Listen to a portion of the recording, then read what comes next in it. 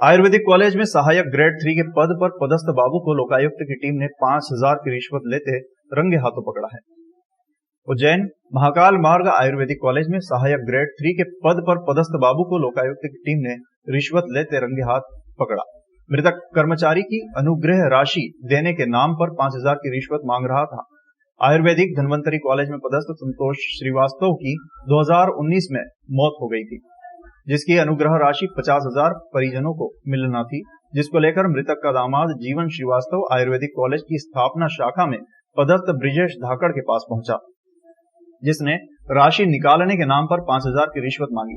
Court की अनुमति के बाद मंजूर की गई राशि के नाम पर रिश्वत मांगने की शिकायत जीवन ने लोकायुक्त कार्यालय पहुंचकर की।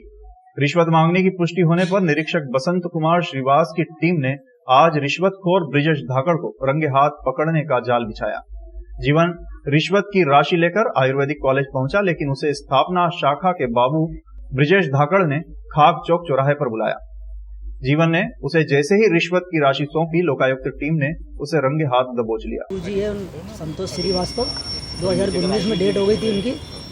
हमने केस लगाया था, कोर्ट से भी करवाया। इसके बाद हमने सर काफ़ी टाइम से बोल रखा था सर पैसे के लिए, तो सर बोलते बोलो हो जाएगा, आपका काम चल रहा है। तो मैंने कहा सर कितना समय लगा? बोला आगे से प्रोसेस चल रही। सर कोर्ट से भी मंजूर करवा लिया।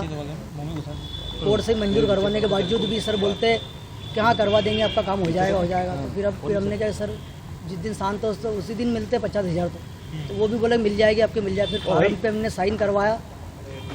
साइन करवाने के बाद फिर हमने बातचीत करी इनसे। मेरे साड़ू भाई से बातचीत करते, मेरे से नहीं करते। क्योंकि जो भी काम मेरे से बोलो ना, फिर साड़ू भाई द्वारा फिर बातचीत हुई। फिर मैं ऑफिस में आके कल मिला तो मेरे से बोलते हैं कि पैसे निकलाने के लिए 5,000 रुपये लगेंगे। मैंने कहा सर मेरे पास अभी तो व्यवस्था नहीं है, कल वल लाता हूँ व्यवस्था करके। तो इसलिए मैं आज व्यवस्था करके 5,000 रुपये लाया। लोकायुक्त में कब शिकायत की आपने? फिर किस तरह के दिन इनको ट्रेस किया है? सर कल की मैंने लोकायुक्त में शिकायत, और आज लेके आया सर पेमेंट। कितने लाख का मामला था सर? ये टोटल कोर्ट से मंजूर हुआ 4,22,000 का। उसमें कितने 50,000 रुपये अभी निकलना था सर? इसमें से 1.25 लाख रुपये तो 62 तो मिल चुके हैं। अभी 50,000 के लिए हमने और बोला था सर कि जो मिलते हैं वो हमारे को निकला दीजिए। तो बोलते हैं कि सर उसको निकलाने के लिए मेरे को पैसा चाहिए, बोले 5,000 रुपये लगेगा। तो मैंने कहा ठीक है सर, मैं कल व्यवस्था करके लाता हूँ पैसा। बताया जा रहा है कि सहायक ग्रेड 3 का बाबू ब्रजेश धाकड़ पिछले 10 सालों से कॉलेज में पदस्थ है और स्थापना शाखा का कामकाज देख रहा है। रिश्वत की शिकायत करने वाले जीवन का कहना था कि उसके ससुर संतोष आयुर्वेदिक कॉलेज में वार्ड बॉय के पद पर पदस्थ थे। 2019 में निधन के बाद बाबू ने उनकी नौकरी के दौरान मिलने वाली राशि को लेकर कोर्ट के आदेश के बाद देने की बात कही थी। 1.5 साल तक कोर्ट की कार्यवाही के बाद अनुग्रह राशि के साथ नौकरी के दौरान मिलने वाले 4,22,000 का आदेश जारी हुआ था। तो इनका जो अनुग्रह अनुदान राशि जो मृत्यु के तुरंत बाद दी जाती है 50,000 रुपये, उसको स्वीकृत करने के लिए जो वहाँ के बाबू थे ब्रजेश धाकड़, उनके द्वारा 5,000 रुपये की रिश्वत की मांग की गई थी, जिस पर से उनने पुलिस अधीक्षक लोकायुक्त उज्जैन को 12 तारीख को एक कंप्लेन किया, जिसका सत्यापन मुझ निरीक्षक बसंत श्रीवास्तव के द्वारा कराया गया।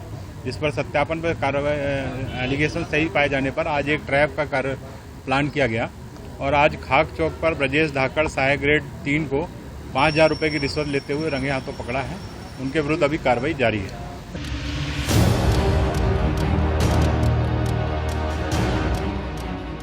उज्जैन के आगर रोड स्थित सामाजिक न्याय परिसर में वुलन मार्केट में दुकान लगाने वाले व्यापारियों ने अपने ही मार्केट अध्यक्ष के विरोध में जन सुनवाई में पहुंचकर कलेक्टर से न्याय की गुहार लगाई है। 22 यात्रियों ने अध्यक्ष द्वारा पूरे मार्केट में अधिक क्षेत्रफल आवंटन का आवेदन दिया है। दरअसल पिछले कई वर्षों से चरक भवन के सामने स्थित सामाजिक न्याय परिसर में शीतकालीन मौसम में लगभग 24 व्यापारियों द्वारा वुलन कपड़ों का मार्केट लगाया जाता है, जिसकी यथावत अनुमति कुछ वर्षों पहले नगर निगम द्वारा दी जाती थी, लेकिन वर्तमान में ये अनुमति कलेक्टर कार्यालय से दी जाती है। मंगलवार को वुलन मार्केट के लगभग 22 व्यापारियों ने जन सुनवाई में पहुंचकर अपने ही मार्केट के अध्यक्ष राम मोहन पांडे की शिकायत की है। व्यापारियों ने आरोप लगाया है कि राम मोहन पांडे द्वारा मार्केट की फ्रंट की ओर से 80 बाय 90 फुट की भूमि के आवंटन के लिए आवेदन पत्र प्रस्तुत किया है। यदि यह आवेदन स्वीकृत कर लिया जाता है तो बाकी के व्यापारियों को दुकान लगाने के लिए स्थान नहीं मिल पाएगा। यदि वे आवंटित की गई दुकान के पीछे अपनी दुकान लगाते हैं तो ग्राहक को उनकी दुकानों तक पहुंच मार्ग उपलब्ध नहीं हो पाएगा। इस कारण वे व्यापार नहीं कर सकते हैं। उन्होंने अपने अध्यक्ष पर आरोप लगाते हुए कहा है कि पूरे मार्केट का अधिक क्षेत्रफल अपने नाम आवंटित कर अध्यक्ष द्वारा अवैध उगाही भी की जा सकती है। गौरतलब है कि प्रतिवर्ष अक्टूबर से जनवरी माह तक ये वुलन मार्केट संचालित किया जाता है, जिसमें व्यापारियों को समान रूप से जगह और सुविधाएं प्रशासन द्वारा उपलब्ध कराई जाती है। हम लोग आवेदन जो दिया है, हमारे सामाजिक न्याय परिसर में हम लोग स्वेटर की दुकान लगाते हैं। तो हमारी जो जगह है वो 60 बाई 92 है। तो 80 फीट में उन लोगों ने पूरा फ्रेंड ले लिया, आवेदन देकर आवेदन दिया है, जिसके लिए 60 फीट का आवेदन वो दिया है। तो उसमें अगर वो लोग बैठ जाएंगे सामने तो हम लोगों का रास्ता भी बंद हो जाएगा। ये देवेंद्र पांडे जी करके हैं, उनने दिया है। कौन है देवेंद्र पांडे? ये देवेंद्र पांडे हमारे मार्केट के अध्यक्ष हैं। राम पोंडन तिवारी ने हमारे मार्केट के अध्यक्ष हैं और हम लोग सभी लोग उन पर विश्वास करते हैं। आज उनने हमारे साथ जो विश्वासघात किया है। कितने वर्षों से आप वहाँ पर दुकानें लगा 20 वर्षों से लगा रहे हैं। तो हम सभी लोग बेरोजगार हो जाएंगे, हमें रोजगार नहीं मिल पाएगा, फ्रेंड बंद हो जाएगा, रास्ता बंद हो जाएगी, हमारा बिजनेस चलेगा ही नहीं। क्योंकि जब रास्ता ही चला जाएगा तो बिजनेस नहीं रहेगा। कलेक्टर साहब को आवेदन दिया आपने, क्या यहाँ पर? यह हमने आवेदन दिया, उन्होंने कहा अब एसडीएम को हम भेजेंगे और वो निर्णय लेंगे, उसके बाद आपको बताया जाएगा। उज्जैन के मालनवासा और हरियाखेड़ी के निवासी कई वर्षों से प्रशासन से अपने घरों के संबंध में अधिकार पत्र की मांग कर रहे हैं। पिछले लगभग 20 सालों से ये गांव नगर निगम की सीमा में आते हैं, किंतु गांव में अभी तक नपती और सीमांकन नहीं किया गया है। ग्रामीणों ने बताया कि इस संबंध में उनकी फाइल एसडीएम जगदीश मेहरे के कार्यालय में लंबे समय से अटकी हुई है। नपती और सीमांकन न होने के कारण ग्रामवासियों को शासकीय योजनाओं का लाभ भी नहीं मिल पा रहा है। दोनों गांवों को मिलाकर लगभग 200 से अधिक परिवार निवासरत हैं, जो काफी लंबे समय से अधिकार पत्र प्राप्त करने के लिए जद्दोजहद कर रहे हैं। जी, हम लोग माननीय कलेक्टर साहब को जन सुनवाई में आए हैं। वार्ड 53 मालनवासा, सकरवासा, हरियाखेड़ी के वंचित में हैं, जो कि एक गांव के पट्टे वितरित कर दिए गए भूमि अधिकार पत्र, कौन सा, गोयला खुर्द का। बाकी 3 गांवों के पट्टे और हमारे भूमि अधिकार बचा हुआ है। माननीय जगदीश जी मेहरे एसडीएम साहब के वहाँ पर पेंडिंग है। माननीय कलेक्टर महोदय से हम निवेदन करने आए कि जो 3 गांव बचे उसकी नपती हो जाए और हमारे को भूमि अधिकार पत्र और जो पट्टे वितरण करा जाए। कितने परिवार हैं लगभग वहाँ पर रह रहे हैं? कितने वर्षों से रह रहे हैं? हम लगभग 100 से 75 साल हो गए हमारे को, हमारी 2 पीढ़ी हो गई है। और हमारा ये मानना है कि हमारा भूमि अधिकार पत्र और जो सरकार हमारे को दे रही है उसमें आनाकानी हो रही है। एक गांव को नपती करी और बाकी पेंडिंग पड़ा है, जो कि जगदीश जी मेहरे जो एसडीएम साहब है उनके वहाँ अधिक आवेदन पेंडिंग पड़े है। यदि वो भी हमारे को दे दे, पट्टे जारी करे तो हमारे को परिवार।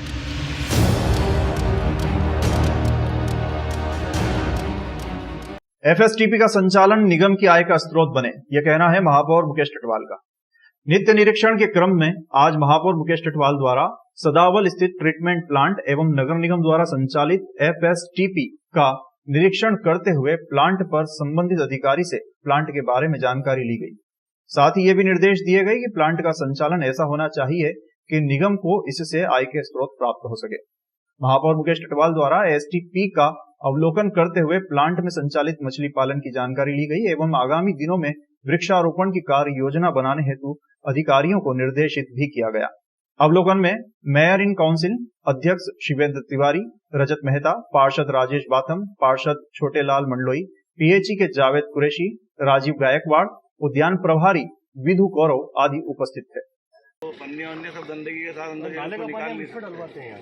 तो भाई गलती से लिया था नाले का पानी तो फिर इसमें डालते हैं। अपन क्या करते हैं उसमें उसको फीड करते हैं, अपना बगीचा बना रखा है उसमें पानी। इम्पोर्टेंट है। और ये मैडम है ना, ये अपने जो पौधे जो भी जाते हैं ना, ये मतलब पौधों की हत्या बंद करो, मतलब वहीं तो जहाँ लगते हैं, है ना। ये मतलब ये चलेगा नहीं, मतलब ये कुछ समझ में नहीं आता, पौधों की रोज हत्या कर रहे हैं बनाने की जगह। तो पहले अपन जैसे मान लो कोई बहुत जरूरी नहीं कि इतने ही लगाएंगे, जितने लगवाओ जितने उसकी वो व्यवस्था हो सके। आज हमने यहाँ आकर के देखा है और हमारे नगर निगम के माध्यम से यह प्लांट काफ़ी वर्षों से काम कर रहा है। और देखने के बाद में जो हमारे नगर की जो जितना भी काम होना चाहिए वो इनके माध्यम से अच्छे से हो रहा है। यहाँ पे हमारा मछली पालन भी चल रहा है और वृक्षारोपण भी चल रहे हैं और हरियाली, और एक देखा जाता है कि बड़ा अच्छा सा केंद्र भी है, लोग भी यहाँ आकर के देख सकते हैं और यहाँ पर आनंद की अनुभूति कर सकते हैं। इस प्रकार का ये है। और जो हमारा एफएसटीपी प्लांट है उसके बारे में मैंने बात की कि उसको नगर निगम में आय का साधन कैसे बना सकते हैं, कि इससे बनने वाली जो खाद है बहुत ही गुणवत्ता वाली होती है और इसी दिशा में हमारा पूरे देश में माननीय मोदी जी के नेतृत्व में काम भी चल रहा है। तो इससे जो निकलने वाले अलग अलग जो चीज़ें हैं, जो पदार्थ हैं, उन सबका उपयोग किसी न किसी चीज़ में होता है। तो मेरा आज यहाँ के हमारे दोनों अधिकारी जी हैं, इनसे मेरा गायकवाड़ जी और कुरैशी जी से मेरी बात हुई है और इन्होंने विश्वास दिलाया कि आने वाले समय में इसको आय का साधन नगर निगम के लिए बनाएंगे।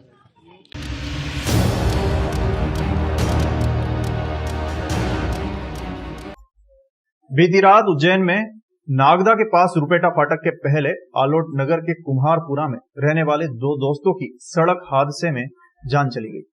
आलोट से नागदा जाते वक्त रुपेटा रेलवे फाटक से पहले स्पीड में हुंडई कार टर्न पर अनियंत्रित हो गई, जो रोड से नीचे उतर गई।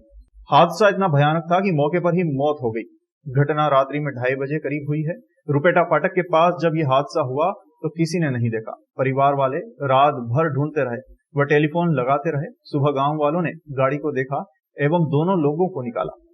घटना की जानकारी जब सोशल मीडिया पर डाली गई तब पहचान हुई। इसके बाद परिजन व अन्य दोस्त पहुंचे। कार रोड के साइड में पलटी खाई दिखी। अजहर शेख व पवन पोरवाल को नागदा सिविल हॉस्पिटल में भर्ती कराया गया, जहां डॉक्टर ने दोनों की मौत की पुष्टि की। साथ ही दोनों का पीएम कर शव परिजनों को सौंप दिया गया, जिनका आलोट में अंतिम संस्कार किया गया। बताया जा रहा है कि जन्मदिन पार्टी मनाकर अजहर व पवन अपने दोस्तों विक्की गुप्ता को नागदा रेलवे स्टेशन लेने जा रहे थे। विक्की गुप्ता जयपुर से नागदा की ट्रेन से आ रहा था, जिसका स्टॉपेज आलोट स्टेशन पर नहीं है। नहीं पहुंचे रेलवे स्टेशन तो विक्की गुप्ता भी रात भर परेशान होता रहा। सुबह जब जानकारी मिली तो मालूम पड़ा उसके दोनों दोस्त सड़क हादसे में अपनी जान गंवा बैठे। अब पवन व अजहर के परिवार का रो रो कर बुरा हाल है। मौके पर दोनों की मौत हो गई। और ये सर रात को तकरीबन 12 साढ़े 12 बजे करीब ये दो जने गाड़ी से घूमने आए थे और ये गाड़ी से घूमने आए थे, जैसे कि मतलब ये दो मतलब ड्रिंक में करते हैं और जो मोमेडन जो है वो गाड़ी बहुत तेज़ चलाता है। उस हिसाब से उसके बाद सर हमारे पास अभी सुबह फ़ोन आया था कि एक्सीडेंट ऐसा हुआ, ऐसा कुछ हुआ है, तो सर हम गाड़ी लेके यहाँ आए।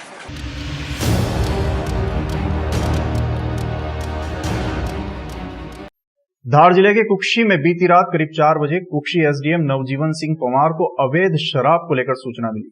सूचना मिलते ही वे क्षेत्र के तहसीलदार व नायब तहसीलदार के साथ ढोलिया पाटे पहुंचे।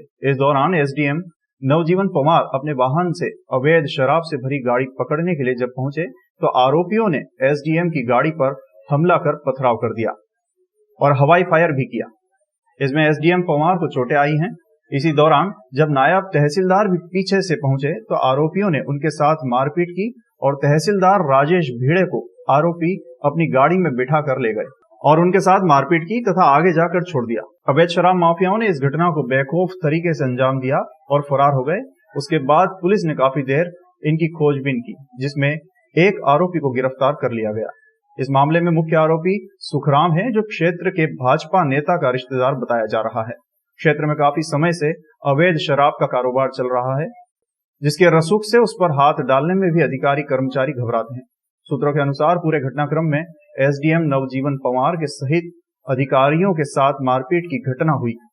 गंभीर मारपीट किए जाने की सूचना मिलते ही प्रशासन इस तरह की कोई पुष्टि नहीं कर रहा। अधिकारियों को लेकर प्रशासन की टीम उपचार के लिए निकली है।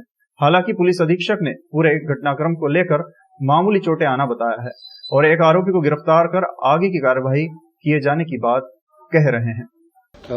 देखिए, ये सुबह की घटना है।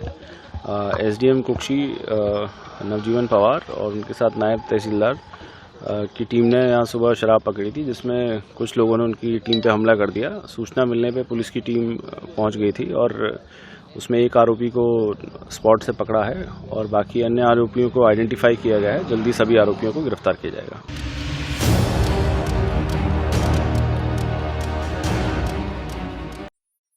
मनावर तहसील के ग्राम राजूखेड़ी के एक खेत में चारा काट रही महिला पर तेंदुए ने हमला कर दिया है। हमले में महिला गंभीर रूप से घायल हो गई है, जिसे उपचार के लिए सामुदायिक स्वास्थ्य केंद्र मनावर लाया गया, जहां उसका उपचार किया जा रहा है। महिला का नाम रुकड़ी बाई, पति गोविंद, जाति मानकर, उम्र 60 वर्ष बताई जा रही है। प्राप्त जानकारी के अनुसार खेत में चारा काट रही महिला पर सुबह 7 बजे तेंदुए ने हमला किया। महिला के पास उसके पति मौजूद थे, जिन्होंने पत्थर मारकर तेंदुए को वहां से भगाया। जिसके बाद सभी ग्रामीण इकट्ठा हो गए और घायल महिला को उपचार के लिए मनावर लाया गया। ग्रामवासियों में दहशत का माहौल है। अस्पताल में मौजूद परिजनों ने वन विभाग को घटना की जानकारी दी, जिस पर वन विभाग द्वारा टीम गठित कर तेंदुए की जांच की जाने की बात कही जा रही है। चिकित्सक श्री रावत ने बताया कि महिला अभी खतरे से बाहर है, उपचार होकर ठीक किया जा सकता है। राजू, तो ये काहे सी चोट ने निशान लगे तुमका? शेर ने कहाँ पर हमलो करियो? खेत में। तो कितना घड़ी करियो?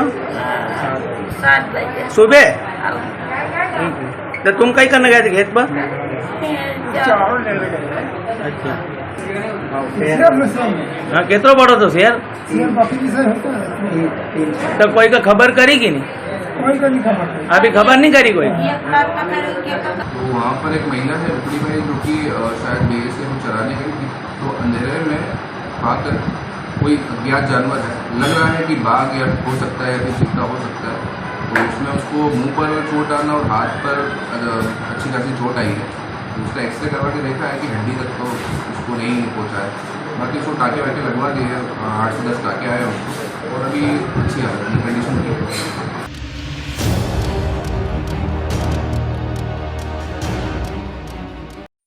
आगरमालवा पूर्व मुख्यमंत्री व कांग्रेस के प्रदेश अध्यक्ष कमलनाथ हेलीकॉप्टर से नलखेड़ा में विश्व प्रसिद्ध मां बगलामुखी मंदिर के दर्शन के लिए पहुंचे, जहां कमलनाथ ने पूर्व मंत्री जयवर्धन सिंह व प्रियव्रत सिंह के साथ माताजी के दर्शन कर सुख समृद्धि की कामना की। नलखेड़ा पहुंचने पर हेलीपैड पर कांग्रेस नेताओं ने पूर्व मुख्यमंत्री का स्वागत किया, जिसके बाद बगलामुखी के दर्शन के बाद कांग्रेस के कार्यकर्ताओं से मुलाकात की, जिसके बाद बगलामुखी रिसोर्ट में प्रेस वार्ता के दौरान कमलनाथ ने भाजपा सरकार पर आरोप लगाए व राहुल गांधी को पुनः राष्ट्रीय अध्यक्ष बनाने की बात कही, जिसके बाद कमलनाथ ने सभा को भी संबोधित किया। क्योंकि मध्य प्रदेश में उसे विश्वास नहीं, निवेश तो आता है जब विश्वास होता है। मध्य प्रदेश में विश्वास नहीं। मध्य प्रदेश की पहचान किससे? माफिया से, मिलावट से और भ्रष्टाचार से। कौन आएगा मध्य प्रदेश? देखिए, मुझे पूरा विश्वास है मतदाता सुसनेर में जो सबसे उपयुक्त उम्मीदवार है उसको हम टिकट देंगे। हम सर्वे करवा रहे हैं, हम अपने कार्यकर्ताओं से चर्चा कर रहे हैं। अभी हाल में ही हमने करी, मेयर का चुनाव हुआ, 5 हम जीते, 0 थे हम, 0 पर थे, 5 जीते। 500 वोट से इन्होंने पोस्टल बैलेट पे हीराफेरी करके 2 जीत लिए। एक तो आम आदमी पार्टी का जीता, एक स्वतंत्र जीता। ये सब सही बात है।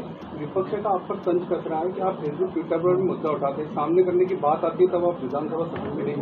मैं विधानसभा में 200 लोगों को मिल सकता हूँ। मैंने शिवराज सिंह कहा था कि मैं शिवराज सिंह की बकवास नहीं सुनना चाहता विधानसभा में बैठ के। उस समय में मैं 200 लोगों को मिल सकता हूँ। सर, गैर गांधी परिवार से अध्यक्ष होने को आप कांग्रेस के लिए कितना अच्छा मानते हैं? ये पूरा देश भर के कांग्रेस जन तय करेगी। आपकी नजर में कोई विकल्प? मैं तो कहता हूँ राहुल गांधी जी को बनना चाहिए।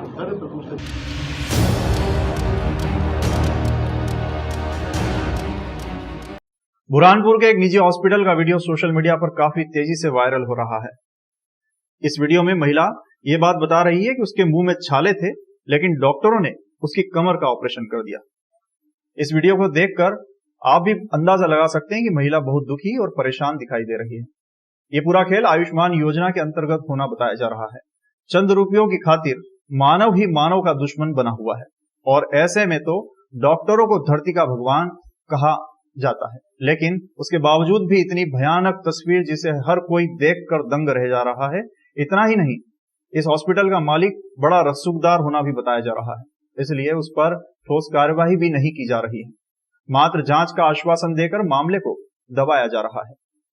पापा को पैर में दर्द होता था, तो उन्होंने बोला कि मैं जाता हूँ, हाँ, तुम भी चलो मेरे साथ में। अच्छा, देखरेख करने के लिए? देखरेख करने, तो सेवा करने के लिए। आपका ऑपरेशन कैसे हो गया? मेरा ऑपरेशन थोड़ी मैं करवाने को आई थी, मैं तो ऐसे पापा के साथ आई थी, तो पापा ने बोला कि तुम्हारे गले में छाला है तो तुम भी दिखवा लो। हाँ। तो मैंने दिखवा लिया। हाँ। पर डॉक्टर साहब ये बोलते हैं कि तुमने MRI करवाई, ये करवाया। अच्छा, तो आपकी MRI भी मतलब आपको गले में प्रॉब्लम हाँ, थी तो आपकी MRI भी हुई पूरी? तुमने क्यों ऐसा करवाया, तुम्हारा ऑपरेशन करवाना पड़ेगा कहीं के। अच्छा, और आपने मना किया ऑपरेशन का? तो क्या बोले? मैंने मना किया, मेरे छोटे छोटे 2 बच्चे हैं, मजदूरी वाली औरत हूँ मैं, हाँ, तो इसके लिए मैं रोई गिड़गड़ाई। हाँ। तो तब भी नहीं वो मानी। अच्छा। और मेरे को ले गए ऑपरेशन थिएटर में। तो अब ऑपरेशन कहाँ कर दिया? आपका गले का ही ऑपरेशन हुआ है क्या? गले में तो कुछ इलाज नहीं करता वो तो बोलते फिर हैं। ऑपरेशन किस कहाँ पे किया आपका? वो बोलते हैं कि बस यही इलाज है। नहीं तो ऑपरेशन कहाँ का किया उनने आपका? ऑपरेशन कहाँ किया उनने आपका? कमर में ये है।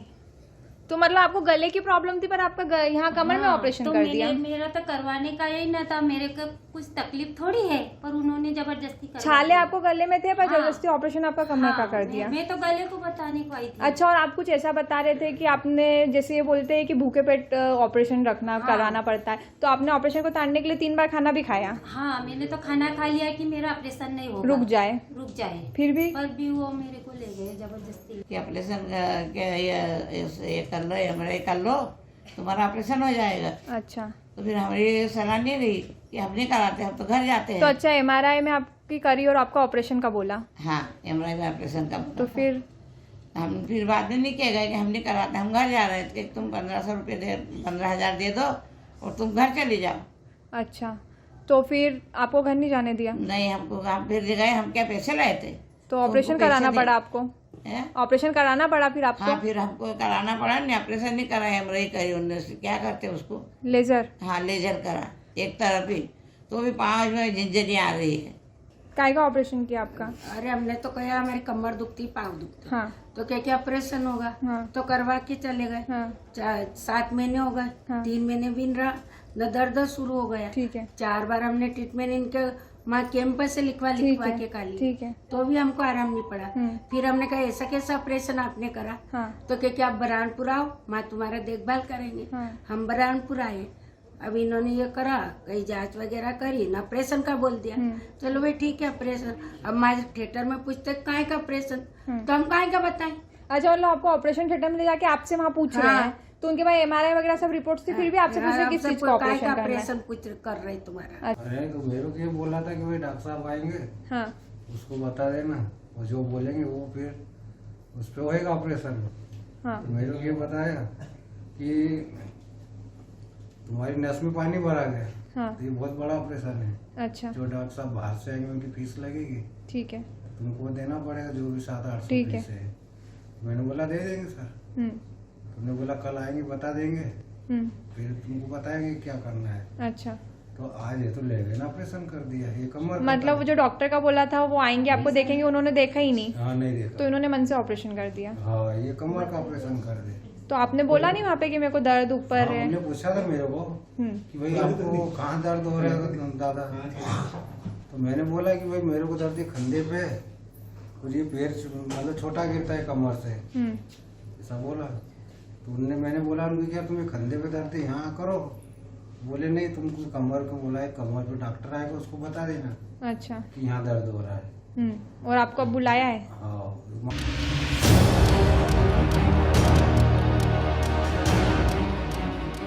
राजगढ़ जिले के ब्यावरा शहर में पारिवारिक विवाद के चलते एक कलयुगी पुत्र ने की पिता की पिटाई। पुलिस ने किया मामला दर्ज। राजगढ़ जिले के ब्यावरा शहर में पूर्व पार्षद की पारिवारिक विवाद के चलते एक कलयुगी पुत्र ने पिता की पिटाई कर दी। मामला सोशल मीडिया पर तेजी से वायरल हो रहा है, जिसको लेकर पुलिस घटनास्थल पर पहुंची और हाथ पैर बंधे कमरे में बंद पिता को मुक्त कराया। गौरतलब है कि फरियादी पूर्व पार्षद कैलाश नारायण सिलावट को अपने ही कलयुगी बेटे संजय, बहू और पत्नी के द्वारा बंटवारे की बात को लेकर पारिवारिक विवाद के चलते रस्सी से बांधकर पीटा गया तथा कमरे में बंद कर दिया गया। फरियादी की रिपोर्ट पर पुलिस ने तीनों आरोपियों के विरुद्ध प्रकरण पंजीबद्ध कर जांच में लिया है। किया कि उसके जो बेटे हैं संजय, उसके साथ उनसे बंटवारे की बात को लेकर विवाद चल रहा था। इसी बात पर आज बेटे और बेटे की पत्नी एवं उनकी जो स्वयं की पत्नी है, इन तीनों के द्वारा उनके साथ मारपीट की गई और उन्हें कमरे में बंद कर दिया गया, जो कि पुलिस को सूचना प्राप्त होने पर पुलिस ने जाकर उन्हें तत्काल कमरे से निकाला। उसके बाद इसमें तीनों ही आरोपियों के विरुद्ध मारपीट का मामला एवं परिरुद्ध करने का मामला पंजीबद्ध किया गया है।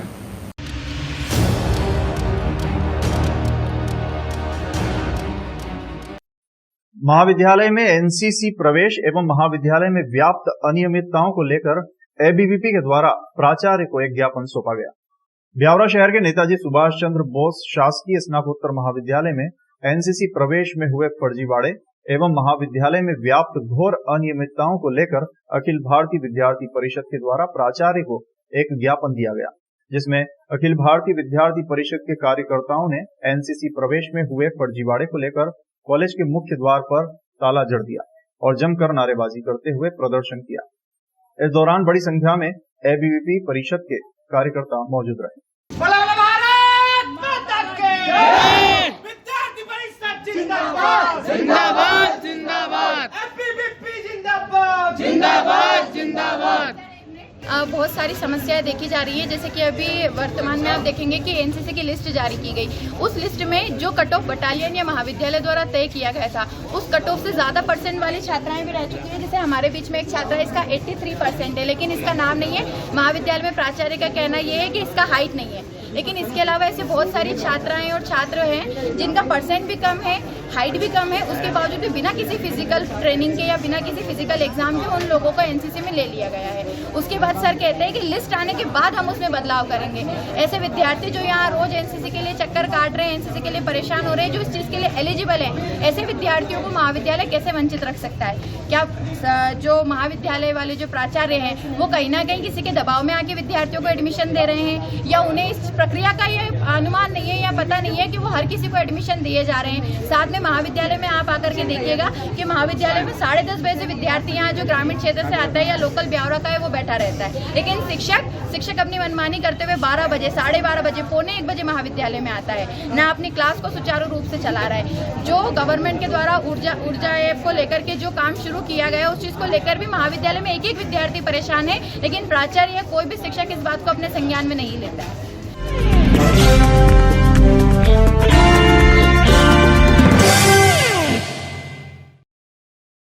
ही खराब हालत में मरणासन स्थिति में माँ पड़ी थी। ऐसी माँ की सेवा करके भगवान महावीर की उस वाणी को सार्थकता सेवाधाम दे रहा है।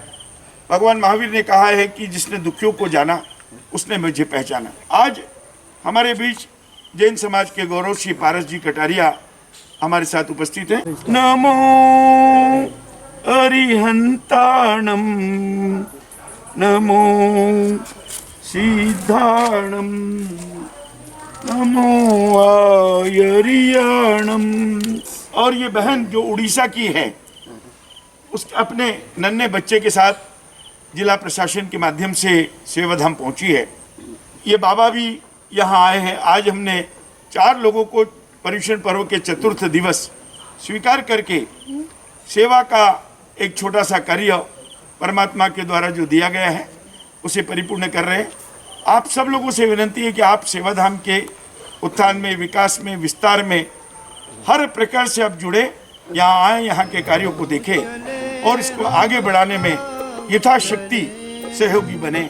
जय जिनेंद्र। हम सेवा